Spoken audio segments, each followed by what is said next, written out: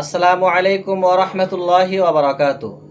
সম্মানিত দ্বীনী ভাই ও বোনেরা, সাম্প্রতিক আমরা দেখতে পাচ্ছি সিলেটে বন্যা খুব ভয়াবহ রূপ ধারণ করেছে।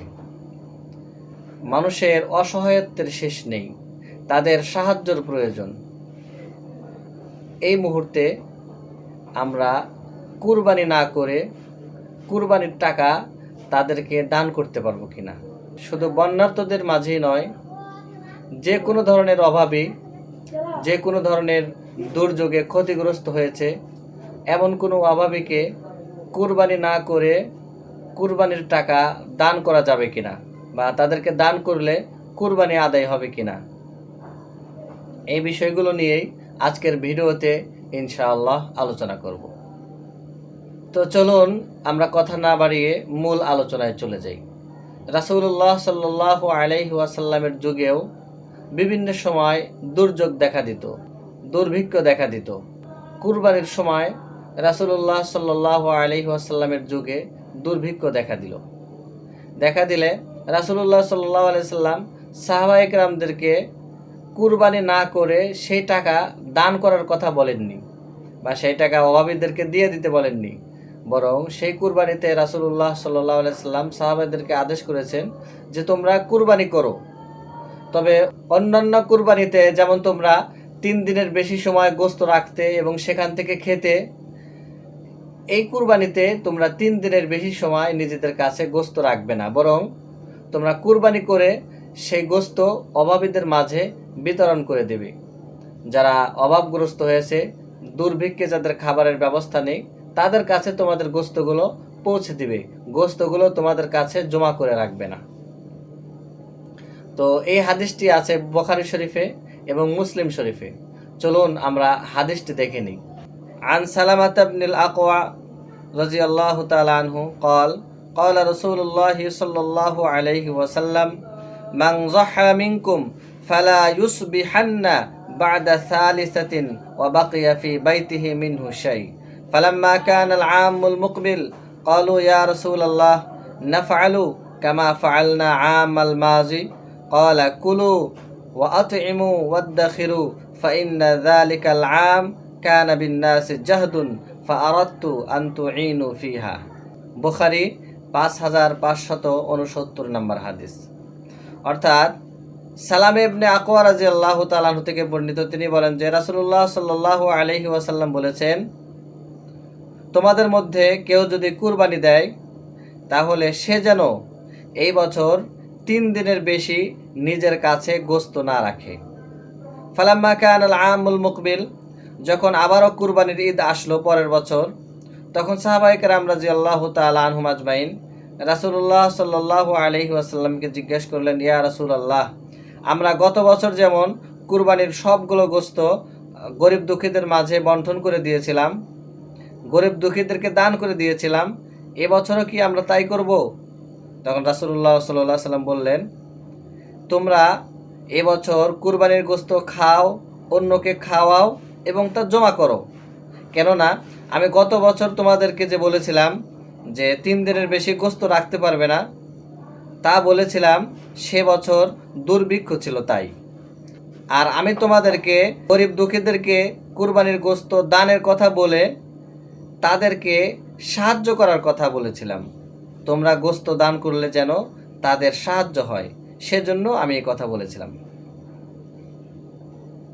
সম্মানিত দর্শক শ্রোতা, এই হাদিসের মাধ্যমে আমরা বুঝতে পারলাম যে রাসূলুল্লাহ সাল্লাল্লাহু আলাইহি ওয়াসাল্লামের যুগে কুরবানির সময় দুর্যোগ দেখা দিলে, দুর্ভিক্ষ দেখা দিলে রাসূলুল্লাহ কুরবানি না করার আদেশ করতেন না, বরং বলতেন যে তোমরা কুরবানি করো, কুরবানি করে সে গোশত গরিব দুঃখীদের মাঝে বন্টন করে দাও।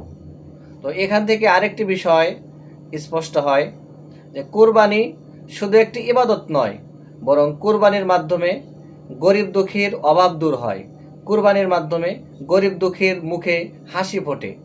অনেক গরিব মানুষ, অভাবী মানুষ এমন আছে যারা সারা বছর 1 কেজি গরুর গোশত কিনে খেতে পারে না। যখন কুরবানির সময় আসে তাদের কাছে গরুর গোশত গেলে তাদের মুখে হাসি ফোটে। তাই কুরবানির মাধ্যমে শুধু ইবাদত হচ্ছে তা নয়, বরং কুরবানির মাধ্যমে গরিব দুঃখীদের অভাবও দূর হচ্ছে। তাই আপনি কুরবানি না করে গরিব দুঃখীদেরকে সাহায্য করবেন, এটি না করে বরং আপনি কুরবানি করে গোশতের মাধ্যমেও আপনি গরিব দুঃখীদেরকে সাহায্য করতে পারবেন, গরিব দুঃখীদের মুখে হাসি ফোটাতে পারবেন। আর কুরবানি হলো ইসলামের একটি গুরুত্বপূর্ণ বিধান ও নিদর্শন। কুরবানির সাথে সংযুক্ত আছে প্রাণ বিসর্জনের বিষয়। আপনি যদি কুরবানির টাকা দান করে দেন তাহলে কিন্তু এখানে প্রাণ বিসর্জন হলো না। এই জন্য কোনো ব্যক্তি যদি কুরবানি না করে টাকা দান করে দেয় তাহলে তার কুরবানি আদায় হবে না, এবং তার উপরে যে কুরবানি করা ওয়াজিব ছিল সেই ওয়াজিব থেকে সে মুক্তি পাবে না। কেননা আল্লাহ তাআলা তো কুরবানির মাধ্যমে ওয়াজিব করেছেন কোনো প্রাণকে বিসর্জন দেওয়া। আর রাসূলুল্লাহ সাল্লাল্লাহু আলাইহি ওয়াসাল্লাম হাদিসে বলেছেন, মা ওয়াজাদা সাআতান ওয়ালাম ইউযাহি ফালা ইয়াকরুবান্না মুসাল্লানা। অর্থাৎ কোনো ব্যক্তি যদি সামর্থ্য থাকা সত্ত্বেও কুরবানি না করে তাহলে সে যেন আমাদের ঈদগাহে না আসে। রাসূলুল্লাহ সাল্লাল্লাহু আলাইহি ওয়াসাল্লাম অনেক বড় একটি ধমকি দিয়েছেন যে যার উপর কুরবানি ওয়াজিব হয়েছে সে কুরবানি না দিলে যেন আমাদের ঈদগাহে না আসে।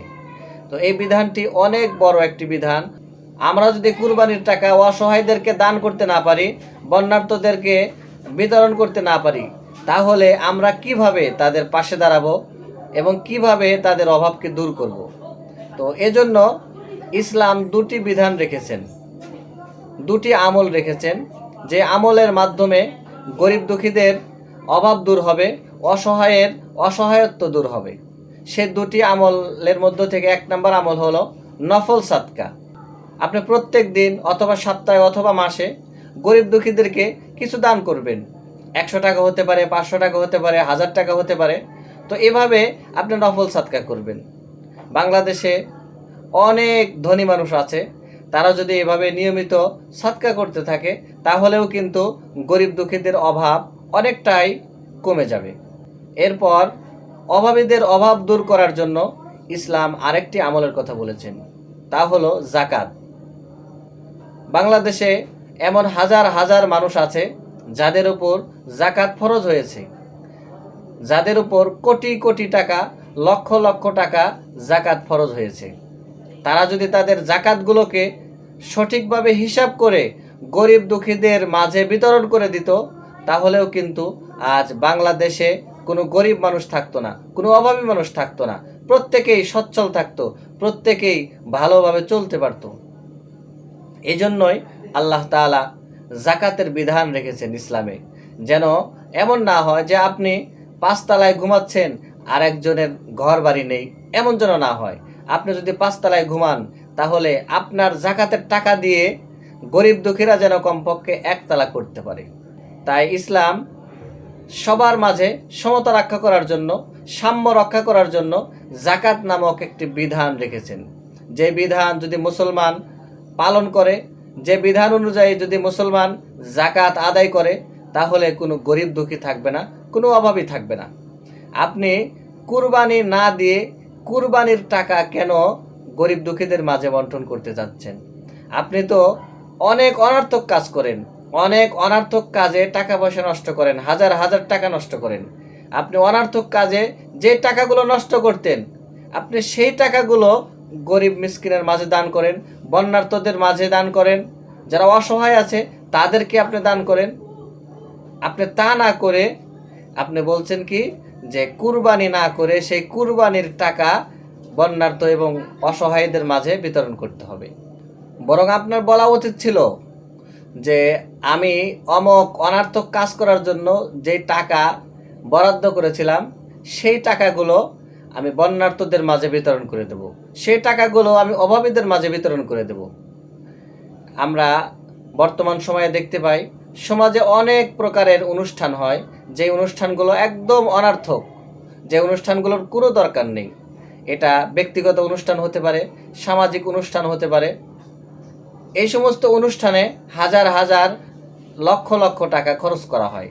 তো আমরা যদি সেই সমস্ত অনর্থক খরচ না করে আমাদের সেই টাকাগুলো বন্যার্তদের মাঝে বিতরণ করে দেই, অসহায়দের মাঝে বিতরণ করে দেই, তাহলেও কিন্তু গরিব দুঃখীদের অভাব অনেকটাই কমে যায়।